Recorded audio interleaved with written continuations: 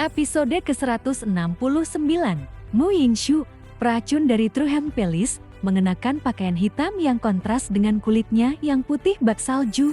Meski wajahnya tampak muda, auranya menunjukkan pengalaman panjang dalam dunia racun.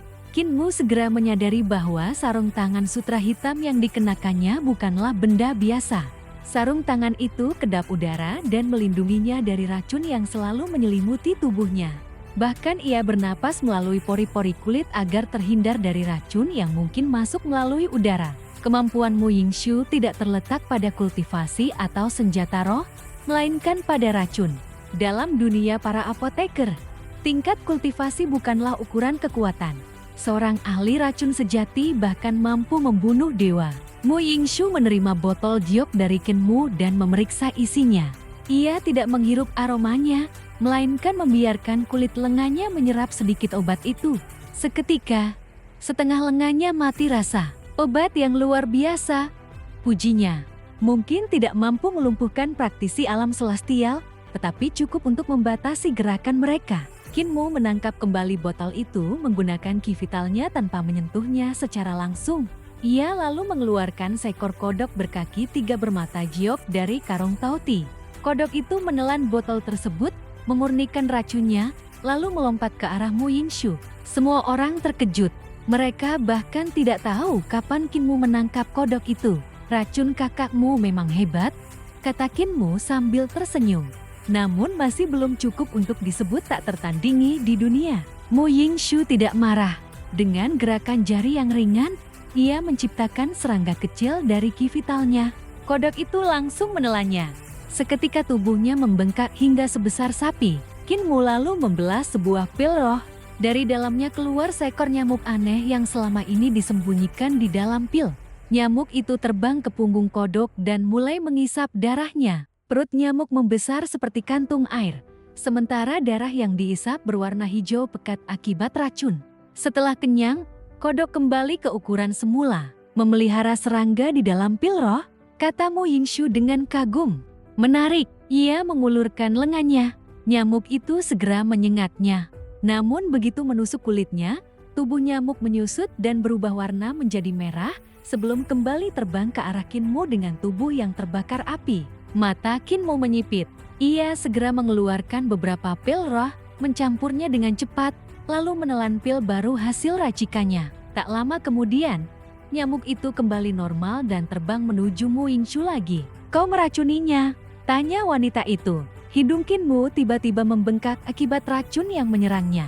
Dengan suara sengau ia menjawab, kalau tidak kuracuni, kenapa dia kembali kepadamu? Mu Yingshu mulai serius. Ia mengeluarkan beberapa ramuan dari lengan bajunya dan menyiapkan penawar baru. Setelah nyamuk kembali menyengatnya, rambutnya mendadak tumbuh liar ke segala arah hingga menyerupai landak. Bahkan sebuah ekor berbulu lebat tumbuh dari belakang tubuhnya. Wajahnya menggelap. Nyamuk itu kemudian kembali ke Kinmu. Kini giliran Kinmu yang harus meracik penawar baru. Setelah disengat, tubuhnya bergemuruh seperti petir. Kilatan listrik bahkan muncul di sekelilingnya. Mu Yingshu dengan cepat meminum obat yang baru diraciknya. Rambut panjang yang tumbuh liar langsung rontok. Begitu pula ekor yang muncul sebelumnya. Namun saat nyamuk menyengatnya sekali lagi, 8 kaki berbulu tumbuh dari tubuhnya hingga ia tampak seperti laba-laba raksasa. Racunmu benar-benar ganas, teriaknya marah. Sekarang coba hadapi racunku. Nyamuk itu kembali terbang ke arah Kinmu. Ekspresinya berubah dan ia segera meracik penawar baru. Aku tidak takut, balasnya. Keduanya terus saling menyerang menggunakan racun melalui nyamuk aneh tersebut. Setiap serangan diikuti racikan penawar yang baru. Mereka bukan hanya berusaha meracuni lawan, tetapi juga harus memastikan nyamuk itu tetap hidup dan tidak mati akibat racun yang terlalu kuat. Yong Xiu, Zhang Qier, dan yang lainnya hanya bisa menonton dengan tercengang. Pertarungan ini jauh lebih rumit daripada pertempuran biasa. Sedikit kesalahan saja bisa membuat mereka mati oleh racun ciptaan sendiri. Setelah beberapa lama, Kinmu tiba-tiba mengangkat tangan. Tunggu sebentar. Mu Yingshu berhenti. Kemampuan kita hampir setara, kata Kinmu. Kalau terus saling meracuni diri sendiri, bagaimana kita menentukan pemenangnya? Mu Yingshu berpikir sejenak lalu menatap Yu Bochuan dan Neikui. Kalau begitu, kau racuni Yu Bochuan dan aku akan menyembuhkannya. Lalu aku meracuni Neikui dan kau yang menawarnya. Wajah semua orang langsung berubah pucat. Yu Bochuan yang masih terbaring lumpuh bahkan ingin menangis. Jika kedua ahli racun ini menjadikannya bahan percobaan, nyawanya mungkin benar-benar melayang. Qin Mu tertawa. Meracuni orang biasa bukanlah ukuran kemampuan. Jika kita ingin menentukan siapa yang lebih unggul, kita harus mencari target yang benar-benar kuat. Ia menepuk batang pohon besar di dekat mereka. Bagaimana kalau pohon iblis ini? Semua orang menoleh ke arah pohon raksasa yang sebenarnya adalah iblis akar.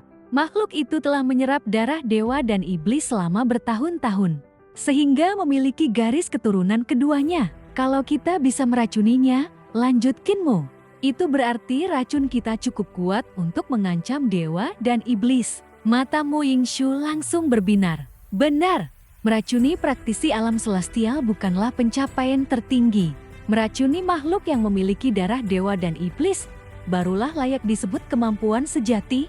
Ia segera menyetujui usulan itu. Seorang praktisi alam celestial mencoba menyela, tetapi Mu Yingshu hanya melirik dingin. Aku tidak peduli pada perebutan kekuasaan True Heaven Palace. Yang penting bagiku hanyalah dou racun.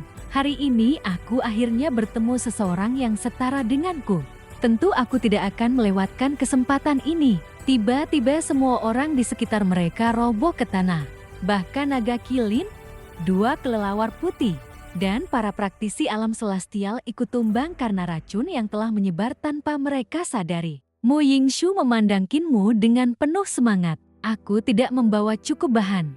Aku akan pergi mengumpulkan ramuan di Great Ruins. 2 hari lagi, kita bertemu kembali di bawah pohon ini dan menentukan siapa yang lebih unggul. Qin Mu mengangguk. Baik, ia meninggalkan botol jiok yang masih mengeluarkan aroma obat bius. Selama 2 hari ke depan, tak seorang pun akan mampu mendekati tempat itu. Setelah mencapai kesepakatan, Qin Mu dan Mu Yingshu pergi ke arah yang berbeda untuk mencari bahan racun dan obat. Yang tertinggal hanyalah para korban yang terbaring tak berdaya dan pohon iblis raksasa yang menjadi sasaran perlombaan mereka. Begitu keduanya pergi, pohon iblis itu mulai berjuang mati-matian. Ia berusaha mencabut akar-akarnya dan melarikan diri sebelum dijadikan objek percobaan dua ahli racun mengerikan tersebut. Sayangnya, tubuhnya masih ditekan oleh Green Dragon Bead. Tak peduli sekuat apapun ia berusaha, ia bahkan tidak mampu bergerak sejengkal pun.